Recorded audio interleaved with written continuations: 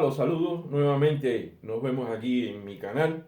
Hoy vamos a continuar con el curso de motores de combustión interna, tema 5, que como dijimos en la clase anterior, se va a dividir en tres clases que va a responder cada una de ellas a los combustibles de los cuales son interés hablar, separándolo por tipo de combustible. En esta clase nos vamos a referir específicamente al proceso de obtención de los combustibles destinados a los motores de combustión interna de una manera muy general, y después vamos a abordar lo relacionado con la gasolina. Así que adelante, comenzamos.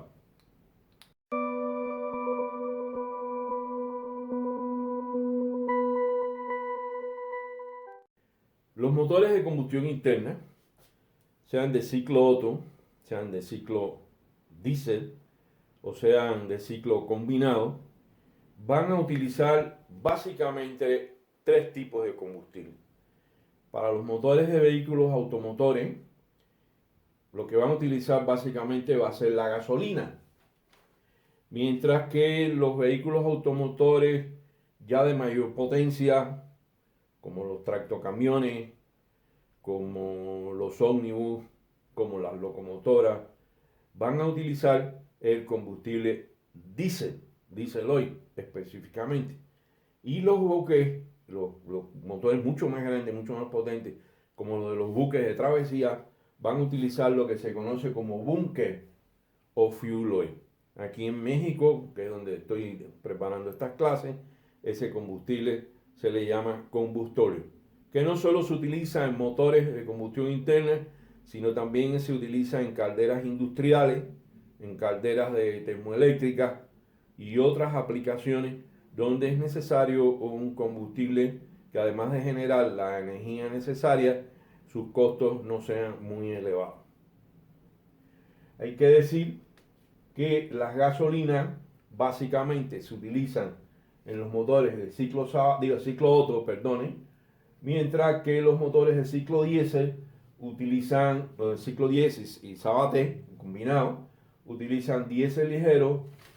Hay unos motores marinos, sobre todo los de las plantas en particular, utilizan lo que se conoce como gasóleo o medium diesel oil, que es un diésel oil un poco más pesado que el diésel oil utilizado en los vehículos automotores ligeros que utilizan motores de ciclo diésel, y el búnker, como ya dijimos, que se utiliza en instalaciones muy potentes. Incluso hay plantas generadoras de energía eléctrica con motores de combustión interna que utilizan búnker como combustible. Veremos ahora en las calidades relacionadas o lo que está relacionado con la gasolina específicamente.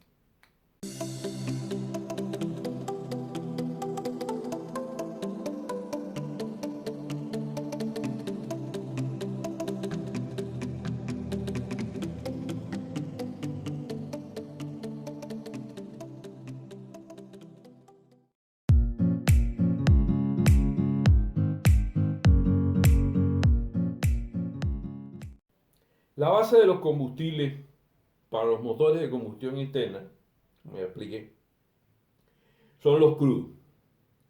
Hay que tener en cuenta que los crudos de petróleo pueden ser de diferentes categorías, diferentes clases, están clasificados en lo que se conoce como API, que es una norma internacional para clasificar los crudos.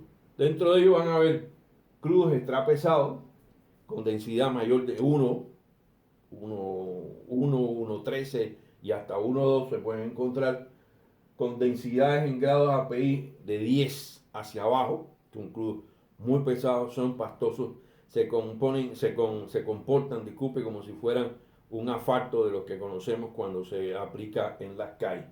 Los crudos pesados, que van a ser de 1 a 0,92, así se consideran, entre ellos entra el combustorio mexicano, por eso es que se hace la mezcla de crudos mexicanos, cuyos grados API son de 10 a 22,3. Generalmente los crudos medianos no se llevan a refinar porque son complicados. Lo que se hace en estos crudos con muchos lugares, cuando se llevan a refinerías de refinación profunda más completa, se mezclan con crudos ligeros y de ahí la importancia de la utilización de este crudo. Más adelante ya vienen los crudos medianos, que son de 22 a 31 grados API, si son refinables, y en adelante los ligeros y los super ligeros. Hay que decir que en el proceso de refinación buscando la eficiencia básicamente para obtener mayor cantidad de combustibles ligeros.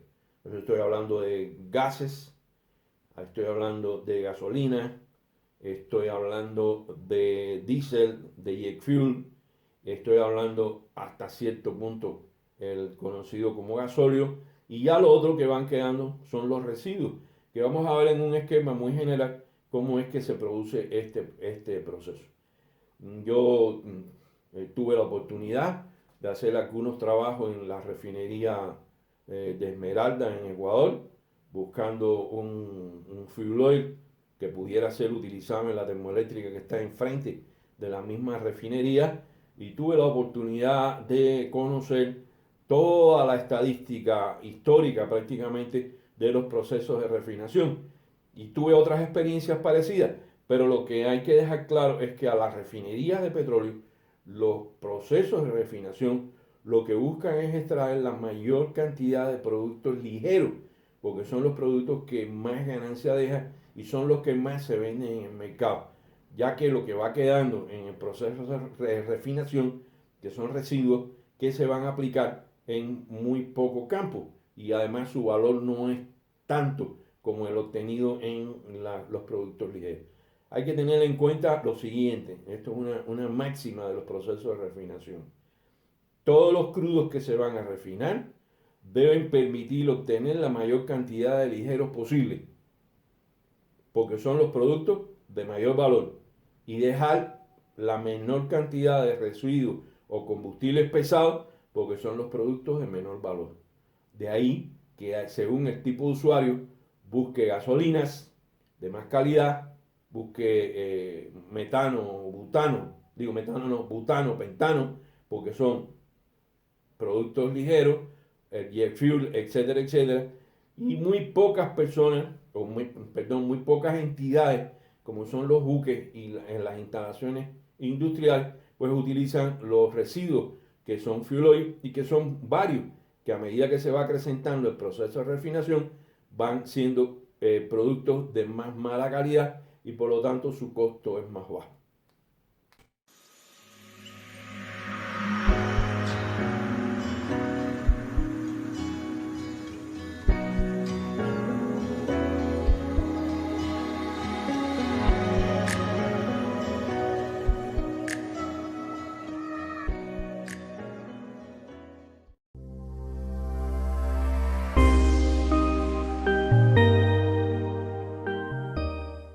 Aquí tenemos un esquema de un proceso básico de refinación en sus etapas fundamentales.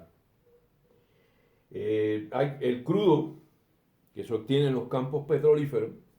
Si es refinable o se prepara en mezcla para la refinación, la primera etapa de refinación es lo que se conoce como destilación atmosférica. Ahí se extraen los productos ligeros. Recuerdan que hablamos del calor latente, es el principio básico de la refinación atmosférica.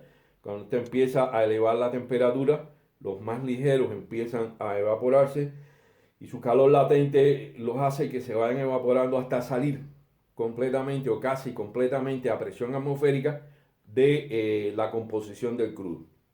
Y así en cada uno de los componentes del crudo que se van destilando, y vamos a ver en esta imagen que está aquí abajo. De la torre de destilación atmosférica pasa a la torre de destilación al vacío. Y aquí entra en función un procedimiento físico, un proceso físico muy interesante. Si a un líquido se incrementa la presión sobre él, su punto de ebullición en cada uno de sus componentes se eleva. O sea, la temperatura de ebullición en cada uno de los componentes se eleva. Pero si sobre él, en vez de ejercer presión, se ejerce un vacío, el punto de ebullición de cada uno de sus componentes baja. Por eso es que se hace lo que es la destilación al vacío. O sea, es una torre destiladora, pero en esa torre se hacen vacíos y ese vacío permite que los puntos de ebullición de los distintos componentes del crudo reducido, que es como suele llamarse, o crudo de destilación atmosférica, empiezan a producir nuevas cantidades de gasolina, de gas, de diésel, etcétera, que no hubieran sido posible hacerlo a presión atmosférica. Por eso se llama torre de destilación al vacío.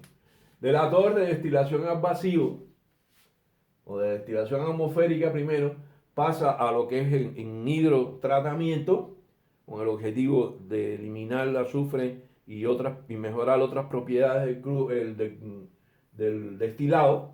Y ahí pasa a la isomerización y pasa al reformado catalítico.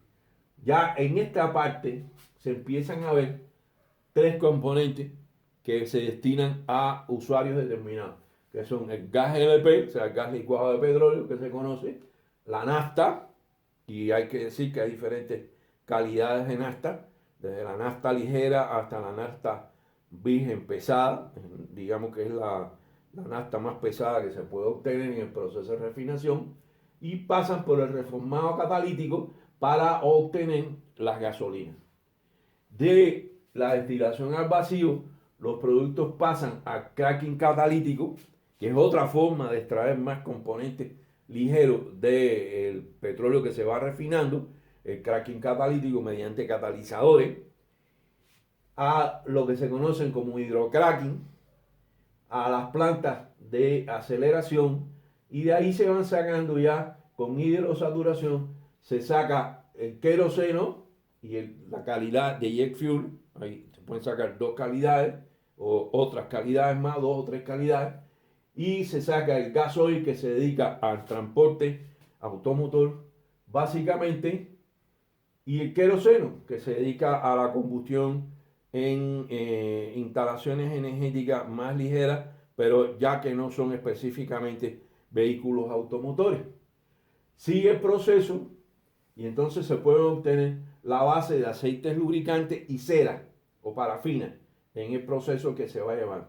Y lo que va quedando en el cracking térmico, el breaking, que se desarrolla a muy alta temperatura, por encima de 400 grados centígrados, 450, 460 grados centígrados, son los más pesados, que va a ser el gasoil o el medium diesel oil o el gasóleo, el queroseno más pesado que se utiliza en procesos industriales, y sale el fuel oil y el asfalto. O sea, que del proceso de refinación de un crudo refinable, ya que no todos los crudos son refinables, se pueden obtener los siguientes componentes. Por ciento de producción, por cientos básicos de refinación, por ciento de producción un 2% va a estar reflejado por productos que se destilan a menos de 30 grados centígrados, que son vapores, que son gases, que van a tener una composición de 1 a 5 átomos de carbono, y estos van a ser los hidrocarburos ligeros. Vamos a tener de un 15 a un 20% de un barril de crudo. Imagínense un barril de crudo, el 2% va a ser los hidrocarburos ligeros, del 15 al 20% que van a tener temperaturas de destilación de 30 a 200 grados centígrados, son productos que van a tener de 5 a 12 átomos de carbono y van a ser gasolinas y nafta de diferentes calidades. Después de 5 a 20% van a ser y de temperaturas de 200 a 300 grados centígrados con 12 a 15 átomos de carbono, se va a obtener la queroseno y el jet fuel. Y ya más adelante de 10 a 40%, 300 a 400 grados centígrados, se van a obtener combustibles, productos que van a tener de 15 a 25 átomos de carbono y que va a ser el gasoil ya más pesado. Y el residuo que va quedando de la torre de destilación atmosférica, de la destilación al vacío, de lo que se conoce como el cracking térmico, el cracking catalítico, o ya el último proceso que se ha introducido, que es el combustible, el petcoke, o sea, el coque de petróleo, se van a obtener productos que van a estar por encima de los 400 grados centígrados y que van a tener cantidades de carbono, de átomos, de moléculas de carbono de átomos de carbono, discúlpeme, de mayor de 25. Estos van a ser los fuel oil, los heavy fuel oil, las bases de lubricante y el asfalto. ¿Por qué es importante y es incluido en esta tabla los átomos de carbono que puede tener el combustible según su calidad? Porque al hacer la cromatografía se obtiene básicamente por la calidad de tipo de producto que es según la cantidad de átomos de carbono que éste refleja. Y por tanto podemos saber con qué tipo de producto estamos trabajando. Esto es bastante usual porque los límites de los átomos de carbono pueden definir en qué categoría cae el producto que estamos analizando o que estamos estudiando.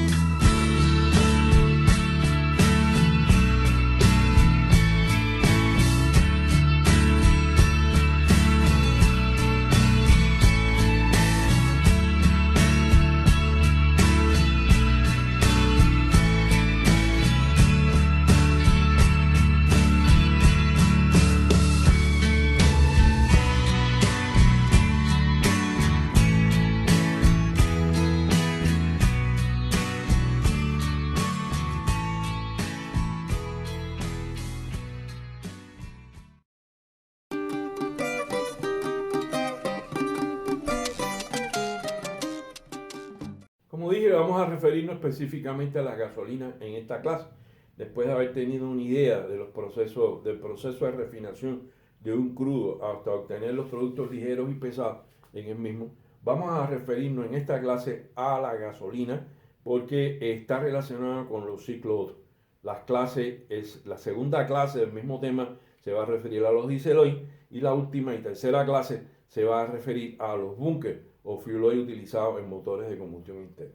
En México en particular, las gasolinas que se utilizan son dos, la Magna y la Premium.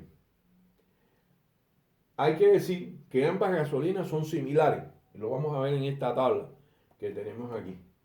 Lo que las diferencia básicamente es el número de octanos. La gasolina Magna, viene siendo una especie de gasolina regular, está entre 85 y 87 número de octanos, mientras que la gasolina Premium está entre 92 y 95 número de octanos.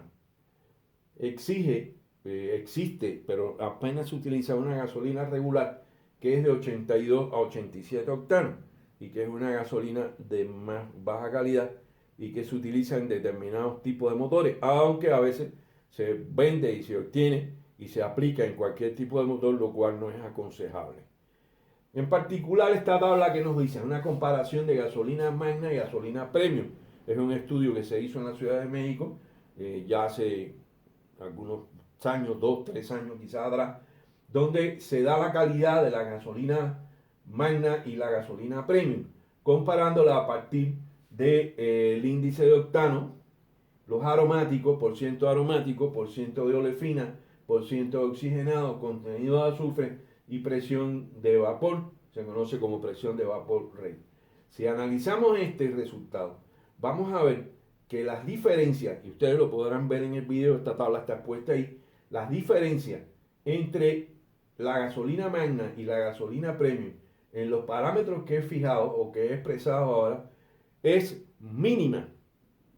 O sea, en aromáticos, por ejemplo, vamos a poner la gasolina Magna tiene 23.2% de aromático, mientras que la gasolina Premium tiene 23.8%. O sea, la diferencia es mínima y así en todos los casos.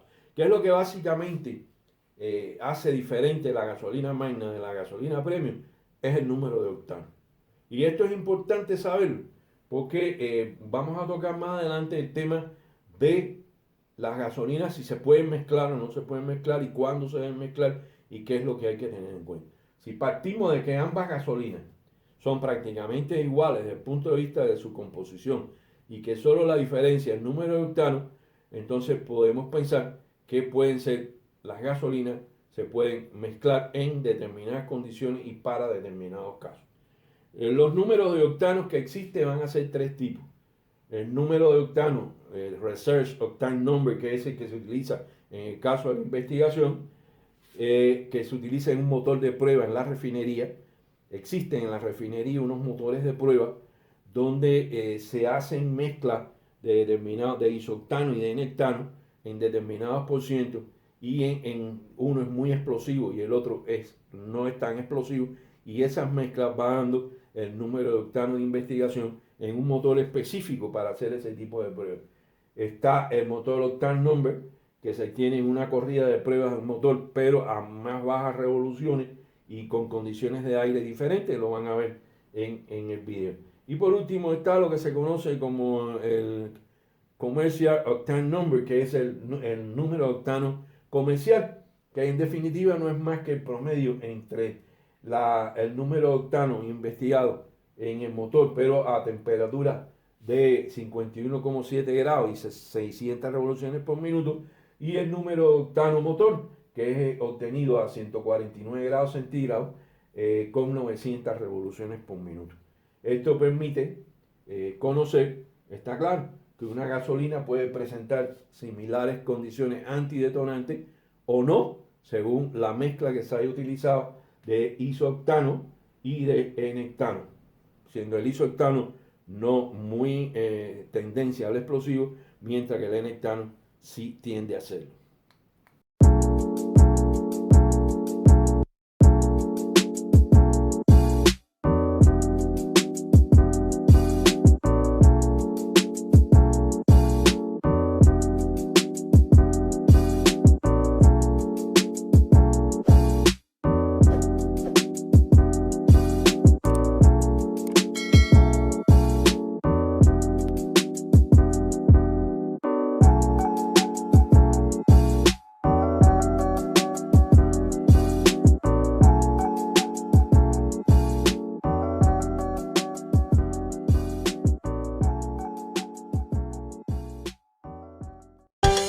Sí, cara. ¿Cómo está esa mulata?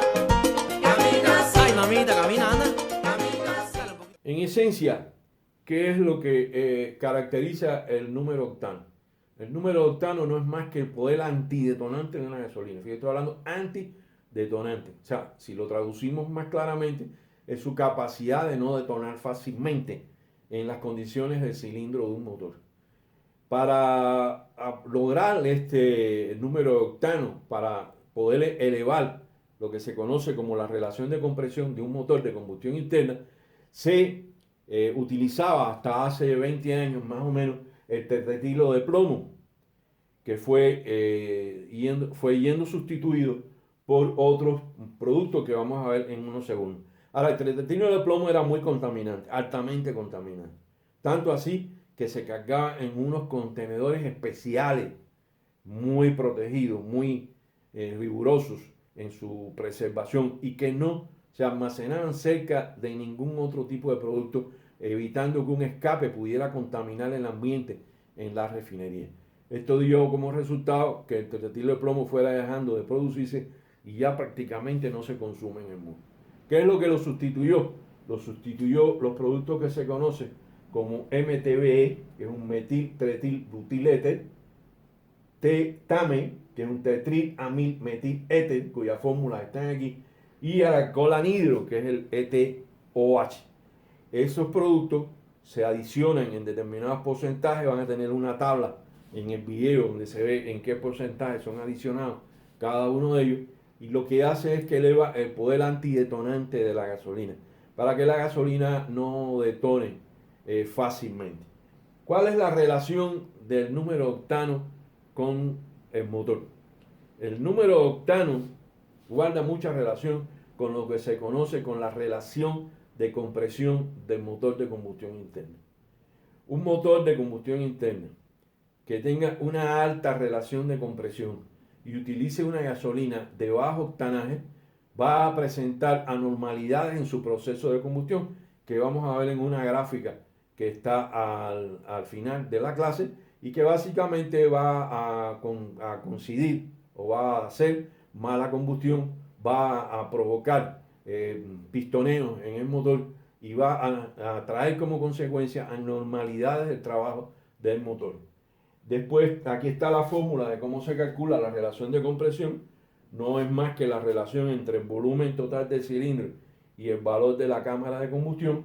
Y hay que tener en cuenta que para los motores de gasolina, el valor más alto es de 12:1. O sea, 12 veces el volumen del cilindro se comprime a una unidad de volumen en ese motor.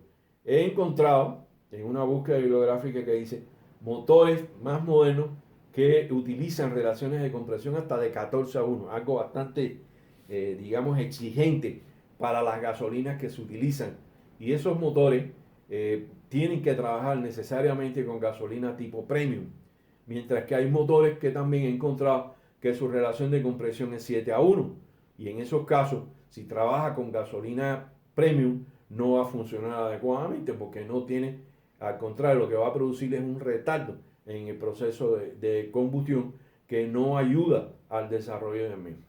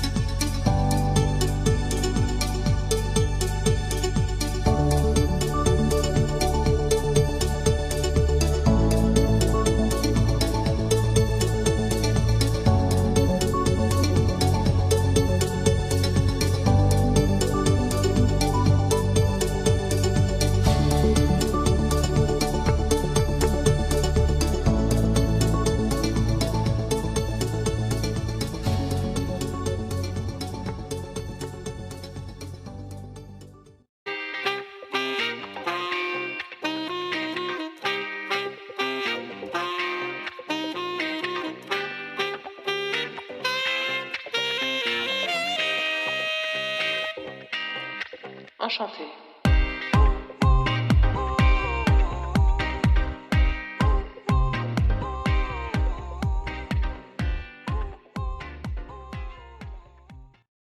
Una pregunta muy frecuente es si la gasolina Magnum y la gasolina Premium se pueden mezclar.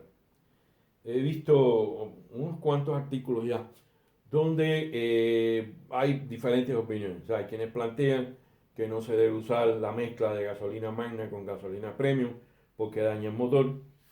Hay quienes plantean que el número de octano no tiene gran importancia en el funcionamiento del motor.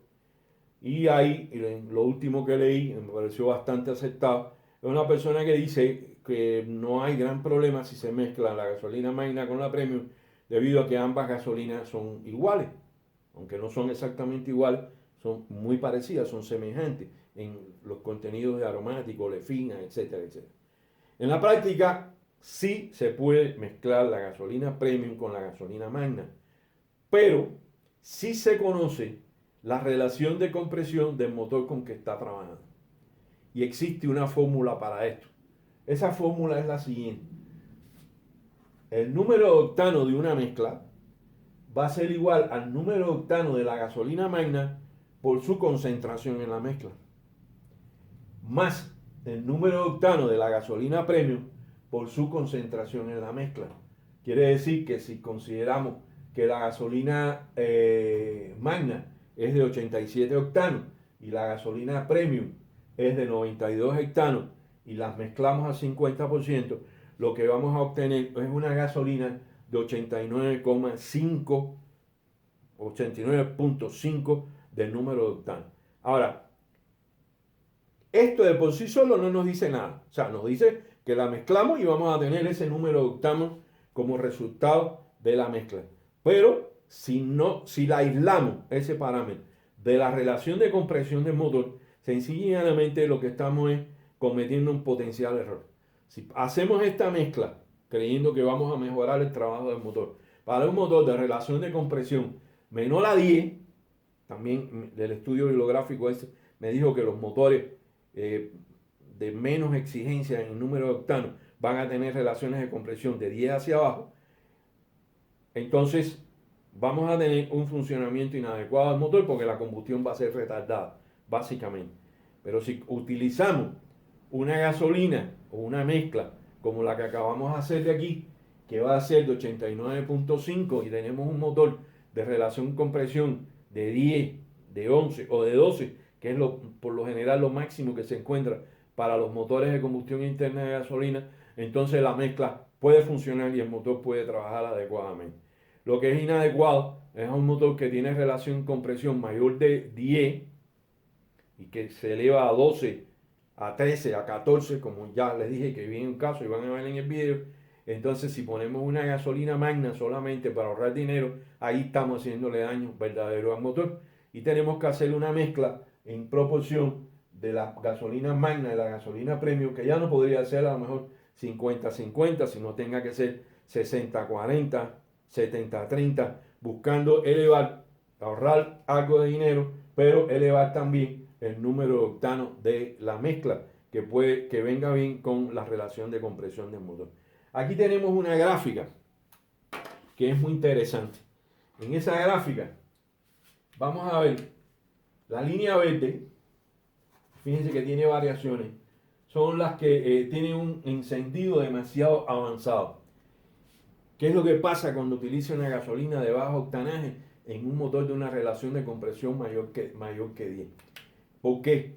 Porque lo que sucede es que cuando todavía el pistón no ha llegado totalmente a su punto muerto superior y la temperatura en el cilindro no es la adecuada y tampoco la chispa en el motor va a saltar, lo que sucede es que se anticipa el proceso de combustión. O sea, empieza antes de los 25 grados de ángulo de manivela, y eso hace después que una vez pasado el punto muerto superior, la combustión se desarrolla en oscilaciones, que es el famoso pistoneteo que utilizamos cuando en un motor con relación de compresión superior a 10 tenemos baja gasolina, o sea, gasolina de bajo octanaje. En la línea roja tenemos aquí una gasolina de encendido muy retardado. O sea, si es un motor de una relación de compresión baja y utilizamos una gasolina premium, que es de alto octanaje, entonces lo que vamos a tener que el proceso de combustión va a ser retardado. ¿Por qué? Porque aunque el pistón ya haya comprimido la mezcla aire-combustible y aunque salte la chispa, el poder antidetonante de la gasolina retrasa el desarrollo de la combustión, y entonces son los motores que aún a pesar de usar gasolina de alta calidad como es la gasolina premium, van a tener inquemados de carbono, humo, los gases de escape y baja potencia, o sea, la potencia no va a elevarse. Y en la línea azul estamos viendo un proceso de encendido correcto. Quiere decir que así va a ser el proceso de combustión, esta línea de aquí va a ser el proceso de combustión si usamos la gasolina apropiada respecto al número de octanos. O sea, si utilizamos una relación de compresión mayor de 10, podemos utilizar 89, 90 de número de octanos, una mezcla, y el motor puede funcionar bien. Pero si utilizamos una gasolina de 95 octanos, como suele haber a veces, o de 97 octanos, como puede existir a veces, y trabajamos con un motor que tiene una baja relación de compresión, entonces la mezcla es inadecuada. Por tanto, podemos concluir que sí se puede mezclar la gasolina, solo que hay que tener muy en cuenta y conocer muy bien cuál es la relación de compresión del motor en cuestión y hacer una mezcla que esté en el entorno adecuado para que el motor trabaje adecuadamente.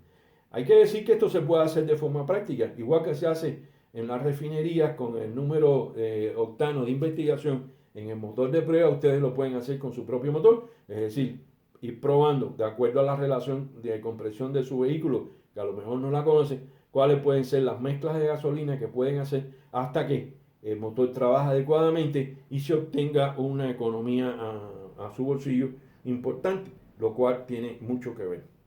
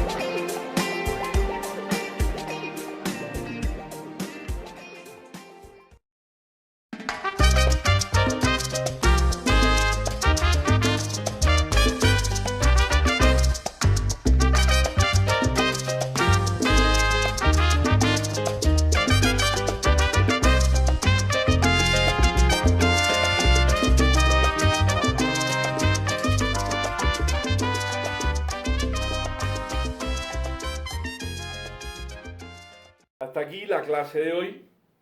Hemos barrido lo relacionado con el combustible para motores automotores de ciclo Otto, o sea, a gasolina, sus características fundamentales, su comportamiento en el motor, la importancia del número de octano y su relación con no hay otra forma de decirlo, con la relación de compresión del motor en cuestión, y es algo que espero les sea de utilidad. Muy agradecido porque estén con nosotros aquí en nuestro canal, nos da gusto y espero que lo que han visto les sea útil no solo para su vida académica, sino para su vida práctica.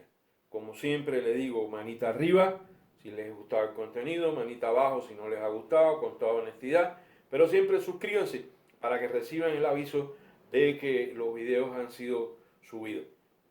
Muchas gracias a todos, un abrazo muy grande y les deseo a todos el éxito profesional y personal, sobre todo mucha salud. Hasta el próximo video.